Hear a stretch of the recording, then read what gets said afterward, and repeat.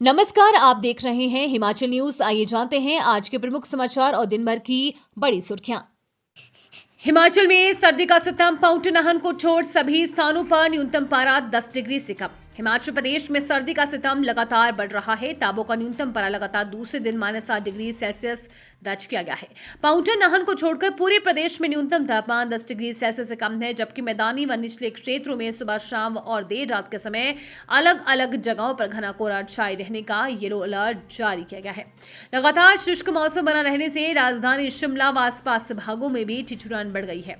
पर्यटन स्थल कुफरी में एनएच किनारे पाले की मोटी सफेद परत जम गई है। मौसम विज्ञान केंद्र शिमला की ओर से राज्य में 4 दिसंबर तक मौसम साफ बना रहने का पूर्वानुमान है। मैदानी व कम ऊंचाई वाले कुछ क्षेत्रों में 28 से 30 नवंबर तक सुबह, शाम और देर रात के समय अलग अलग जगहों पर घना कोहरा छाए रहने का येलो अलर्ट है। आज राजधानी शिमला व अन्य भागों में धूप खिली हुई है। तीसरे दिन की कार्यवाही शुरू होने से पहले आमने सामने आए सत्ता पक्ष और विपक्ष, जमकर की नारेबाजी। हिमाचल प्रदेश विधानसभा के शीतकालीन सत्र के तीसरे दिन की कार्यवाही शुरू होने से पहले शुक्रवार सुबह सत्ता पक्ष व विपक्ष आमने सामने आ गए। इस दौरान भाजपा विधायक सुक्खू सरकार वहीं सत्ता पक्ष पीएम मोदी को कोसता नजर आया। विपक्ष ने प्रदेश के कर्मचारियों व पेंशनरों की मांगों को लेकर विधानसभा परिसर में प्रदर्शन किया। नेता प्रतिपक्ष जयराम ठाकुर की अगुवाई में हुए प्रदर्शन में भाजपा विधायकों ने कर्मचारी विरोध सरकार मुर्दाबाद का नारा लगाया।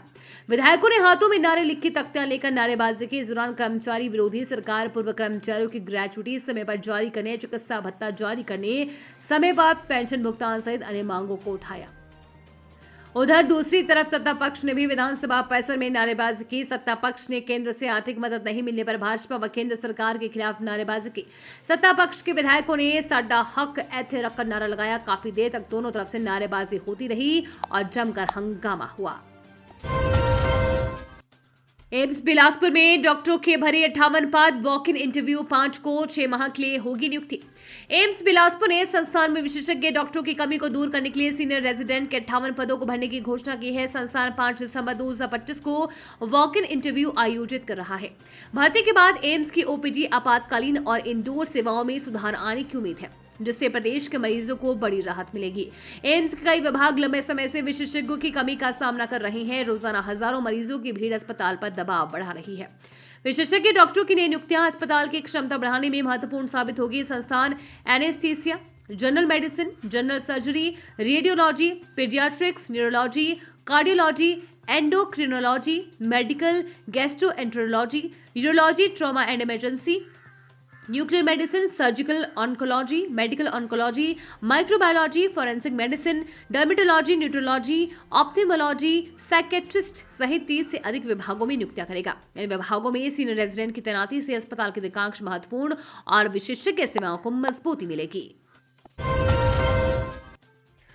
हिमाचल से हम सुक्खू बोले, 3 साल के कार्यक्रम में आपदा का फंड नहीं होगा खर्च। मुख्यमंत्री सुखविंदर सिंह सुक्खू ने कहा कि सरकार के 3 साल के कार्यक्रम पर आपदा राहत फंड से खर्च नहीं होगा, बल्कि सरकार अपने स्तर पर व्यय करेगी। उन्होंने कहा कि मंडी में 11 दिसंबर को करवाए जा रहे इस समारोह में सरकार आपदा प्रभावित परिवारों को राहत राशि प्रदान करेगी। इससे हमने गुरुवार को विधानसभा के बाद पत्रकारों से अनौपचारिक बातचीत में कहा कि भाजपा के समय में 80-80 लाख रुपए टेंट और 40-40 लाख रुपए खाने पर खर्च किए जाते थे।